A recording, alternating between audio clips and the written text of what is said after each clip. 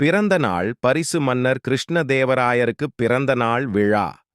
நகரமெல்லாம் தோரணம், வீடெல்லாம் அலங்காரம். மக்கள் தங்கள் பிறந்த நாள் போல மன்னரின் பிறந்த நாளை மகிழ்ச்சியோடு கொண்டாடினர். முதல் நாள் இரவே வீதிகள் தோறும் ஆடல் பாடல் நிகழ்ச்சிகள், வான வேடிக்கைகள், அரண்மனையில் வெளிநாடுகளிலிருந்து வந்த துந்துவர்களுக்கு விருந்து ஏகதடபுடலாக நடந்தது. மறுநாள் அரச சபையில் அரசருக்கு மரியாதை செலுத்துதல் நடந்தது. முதலில் வெளிநாடுகளிலிருந்து வந்த அரச பிரதானிகள் தங்கள் நாட்டு மன்னர்கள் அனுப்பிய பரிசுகளை தந்தனர். பிறகு அரச பிரதானிகள், பொதுமக்கள் மன்னருக்கு பரிசளித்து மரியாதை செலுத்தினார்கள். அதன் பிறகு அரசரின் நெருங்கிய நண்பர்கள் தங்கள் பரிசுகளை அளித்தனர்.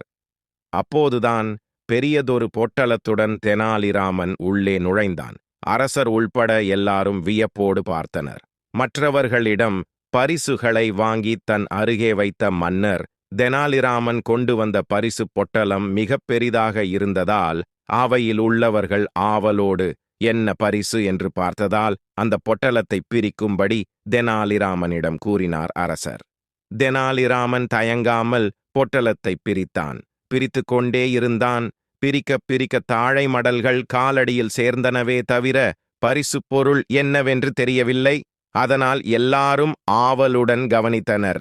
கடைசியில் மிகச்சிறிய பொட்டலமாக இருந்ததை பிரித்தான்.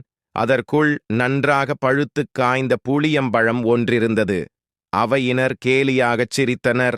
அரசர் கையமர்த்திச் சிரிப்பு அடங்கியவுடன், தெனாலிராமன் கொடுத்த பரிசு சிறிதாக இருக்கலாம், அதற்கு அவன் கொடுக்கப் போகும் விளக்கம் பெரிதாக இருக்கலாமல்லவா என்று அவையினரை பார்த்து கூறிவிட்டு தெனாலிராமன் பக்கம் திரும்பி, ராமா, இந்த சிறிய பொருளை தேர்ந்தெடுத்ததின் காரணம் என்ன எனக் கேட்டார். அரசே, ஒரு நாட்டை ஆளும் மன்னர் எப்படி இருக்க வேண்டும் என்ற தத்துவத்தை விளக்கும் பழம் புளியம்பழம் ஒன்றுதான். மன்னராக இருப்பவர் உலகம் என்ற புளிய மரத்தில் காய்க்கும் பழத்தை போன்றவர். அவர் பழத்தின் சுவையைப் போல இனிமையானவராக இருக்க வேண்டும். அதே நேரத்தில் ஆசாபாசங்கள் என்ற புளியம்பழ ஓட்டில் ஒட்டாமலும் இருக்க வேண்டும் என்பதை விளக்கவே இந்த புளியம்பழத்தை பரிசாக கொண்டு வந்தேன். புளியம்பழமும் ஓடும்போலிருங்கள் என்றான். அவையினர் கைதட்டி ஆரவாரம் செய்தனர். மன்னர் கண்கள் பனிக்க ஆசனத்தை விட்டு எழுந்து தெனாலிராமனை தழுவி, ராமா, எனக்குச் சரியான புத்தி புகட்டினாய். ஒரு பிறந்த நாள் விழாவிற்கு இத்தனை ஆடம்பரம் தேவையில்லை.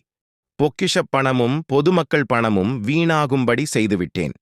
உடனே விசேடங்களை நிறுத்துங்கள். இனி என் பிறந்த நாளன்று கோயில்களில் மட்டுமே அர்ச்சனை, ஆராதனை செய்யப்பட வேண்டும். அவசியமில்லாமல் பணத்தை ஆடம்பரமாகச் செலவு செய்யக்கூடாது என உத்தரவிட்டார்.